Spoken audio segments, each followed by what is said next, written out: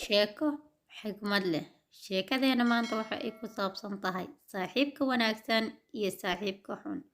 Saaxiibka wanaagsan wanaag ayaad mar walba ka maqashaa, wanaagu ku sheekeeyaa, wanaagu kugula taliya. Halka saaxiibka xunna uu xumaanta ku dhiirado, mar walbana xumaanta uu ka shaqeeyo oo waad ka dareemi kartaa waxa uu haayo iyo howlihiisa.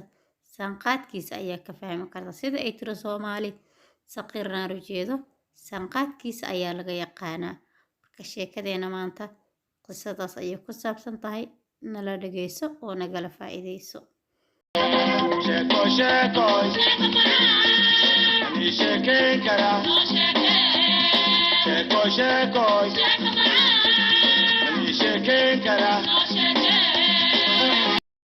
bismillaah assalaamu calaykum waraxmatullaahi wabarakaatu. soo dhawaad walaaleyga qaaliga meel walbood iga daawanaysaana nabadii caafimaad ku daawada waa walaashin xushmo oo idinla isku soo noqod wanaagsan fiideo cusub aragti cusub muuqaal cusub meel walbood iga daawanaysaana waxaad ilaa kusoo dhawaada janalkayga xushmo niyad furan iyo qalbi saafi waa mar kale iyo muuqaal kale cusub.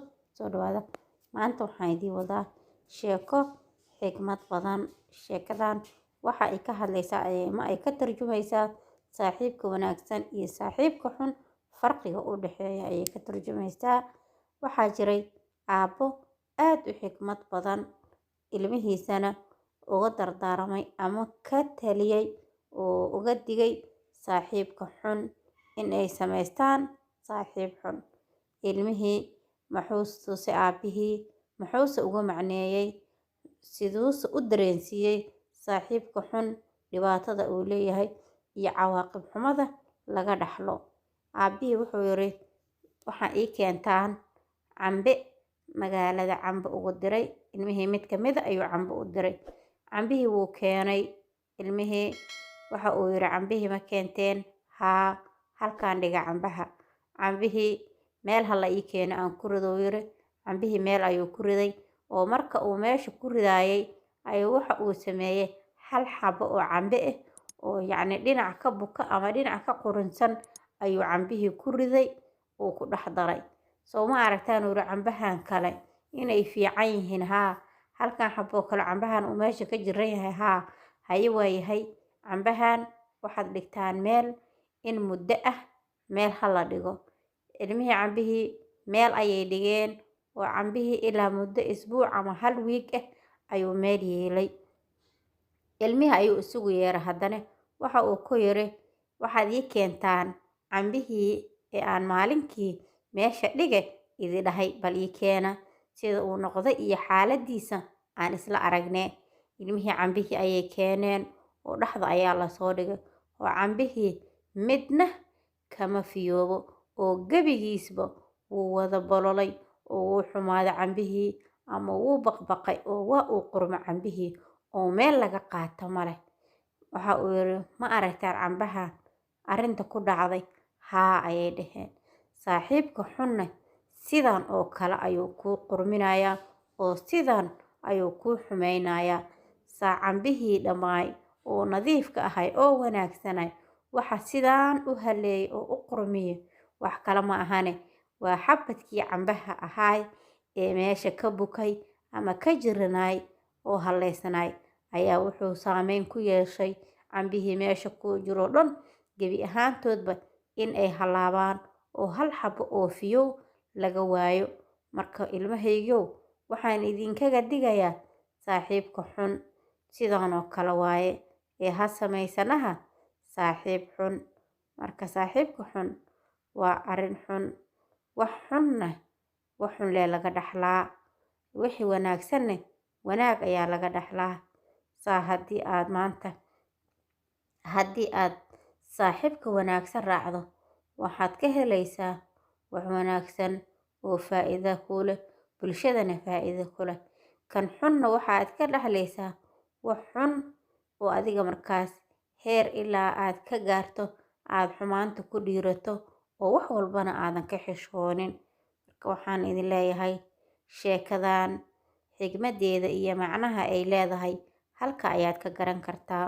waad aragteen waayahan dambe dadkii ayaga 2 maalmood ka hor saaxiibo ah 2 maalin ka bacdi waa la isku dhagan yahay oo heer waxa la gaaray ina aama lays aaminin oo cidna ayna aaminin.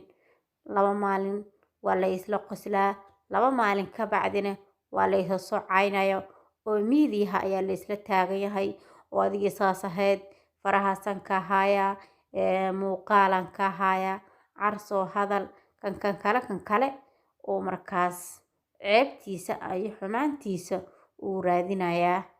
Marka saaxiibka xun sidaas ayuu yahay oo xumaan unbaad ka dhaxlaysaa mahee wax wanaagsan kama dhaxlaysid. Heer hadda waxaan taaganaha ama waxa aan maraynaa gabadha iyo ninkeeda marka ay kala tagaan miidiyaha inta la isku soo fariisto oo waxaan ku dhahay xaaladan caadi ahaynba ee xaaladii ay isku bedasho. Dadkii shalay isku faraxsanaay ee isku qoslaay ee isku niyad samaay ayagiiba ma ahan oo markaa waxaad kala kulmaysaa ama aad ka baranaysaa weji kale ayaad ka baranaysaa. Marka waxaa socdaa waaba saaxiibka xumaay ama xaas ha isku ahaadaan ama saaxiibo kale ha ahaadaan.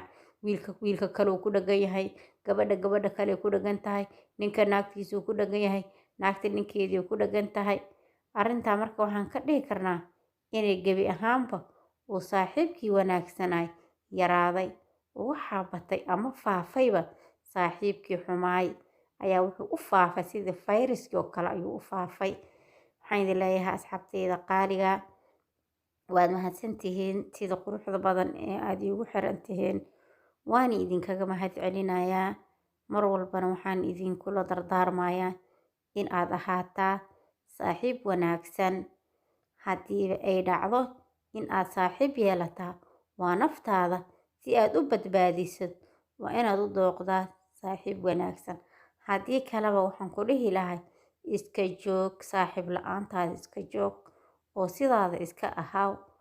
Waxaad kala kulmaysaa saaxiibka xun xumaan oo keliya oo wax wanaagsanba kama dhaxlaysid. Marka intuu cadaab kuu jihay lahay saaxiib xun ee asigaba meel xun u socday yuu adigana ku salfanin. Soomaali hore waxay ugu mahmahday saqiir naar u jeedaa liri saanqaadkiisa laga yaqaanaa. Marka saaxiibka xun waxa aad ka dareemi kartaa marka horeba saanqaadkiisa ayaad ka dareemi kartaa. Qofka xun iyo qofka wanaagsanba waad kala dareemi kartaa oo marka hore ayaaba dhaqamadooda laga fahmaa. Waxaan idin leeyahay soo dhawaada asxaabteyda qaaliga meel walba iga daawanaysaana waxaan idin leeyahay nabad iyo caafimaad ku daawada.